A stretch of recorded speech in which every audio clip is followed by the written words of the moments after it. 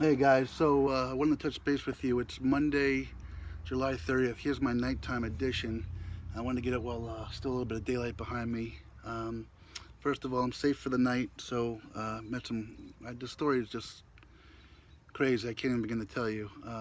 Definitely, my recap tomorrow is going to be interesting. So let me tell you a little bit about how today went down. I had an amazing day yesterday. I left Margie's house in Van Wert and was heading up to. I wanted to cross the Ohio Indiana line and get into Indiana tonight. Problem was the weather was kind of pretty rough all day. Wasn't torrential at all, but there was talk of torrential, so you had to try to plan around it. And it was rain steady for 2 hours, stopped for an hour, rain steady. So I got a little bit of a late start than I wanted to, and then with the rain and hunkering down, and then not having service on top of it, it made things a little bit tougher. So um, I'm actually holding the phone again because I think I broke my tripod, just so you know. But I don't like holding the phone.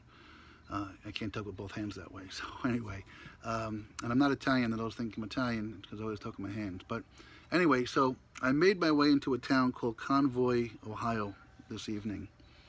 And again, I just can't make this stuff up, guys. So I made it into Convoy and a little Main Street town, little intersection. I stopped in a place called D's on Main Street, and because one of the real positives has been the media coverage. I think why I've had so many amazing stories these last few days is because for the first time in the journey, the press, the little bit of press I've gotten, got out ahead of me. The Lima newspaper put their article in the Saturday paper. I was walking through Lima from Friday on out, plus the circulation carried out this way. So people saw me, people waved to me. They kind of, not everybody by any means, but some folks knew I was coming, and it made things a little bit easier. So I hope to continue that trend as we go forward. I know a lot of people have reached out to the Fort Wayne News.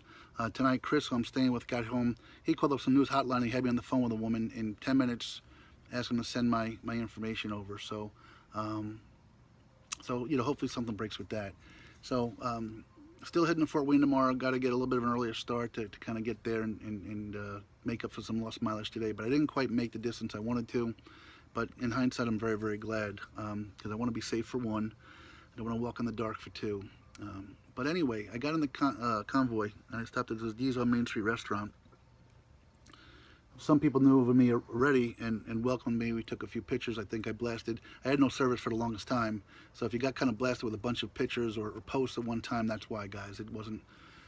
Anyway, met the owners, met some nice folks, and one of the young ladies, Melissa, said, "Do you have a place to stay tonight?" And I said, "I don't."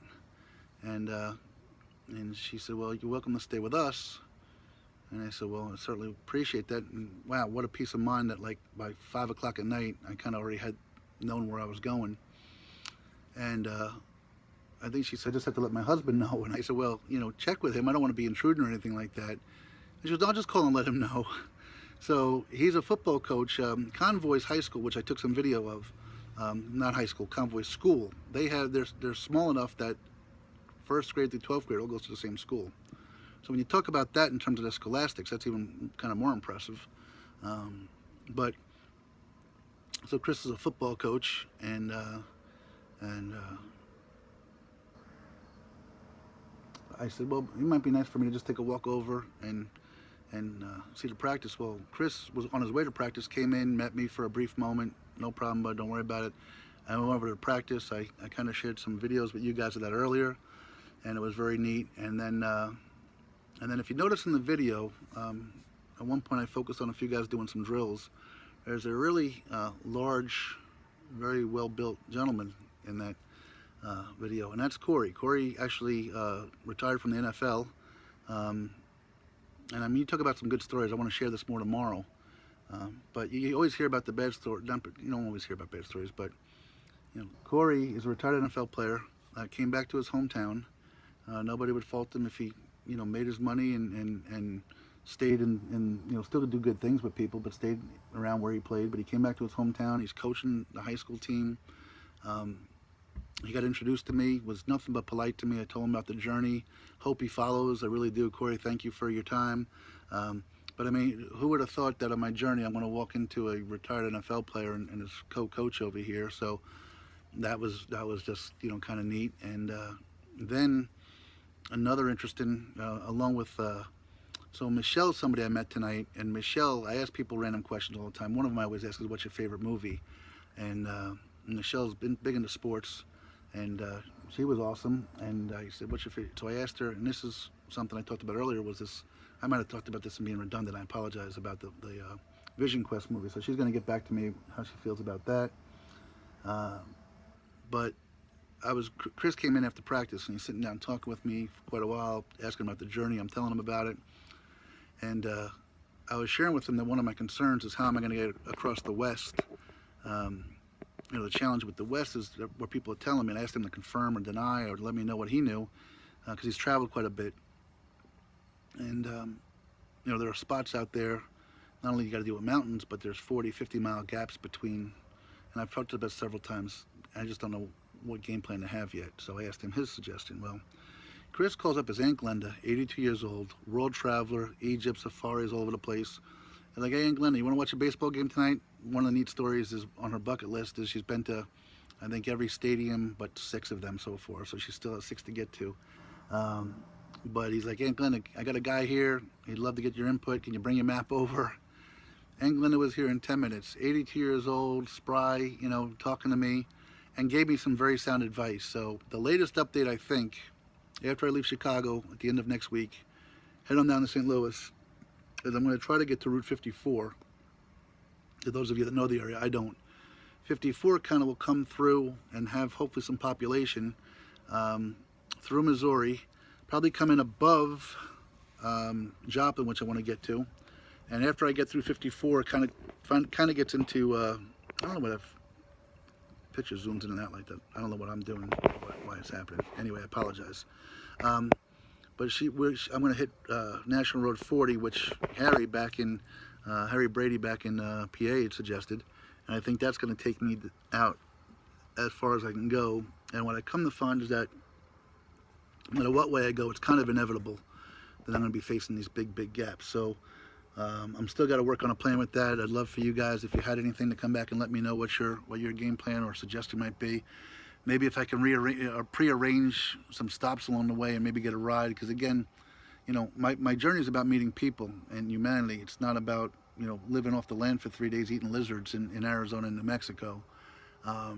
So I'm not really looking to tell you I've walked every step of the way or plan on doing so through that. I'm not going to be 3 days away from my family to tell them I slept out on baked dirt for 3 nights. So anyway, Glenda was over here and gave me some help and suggestions.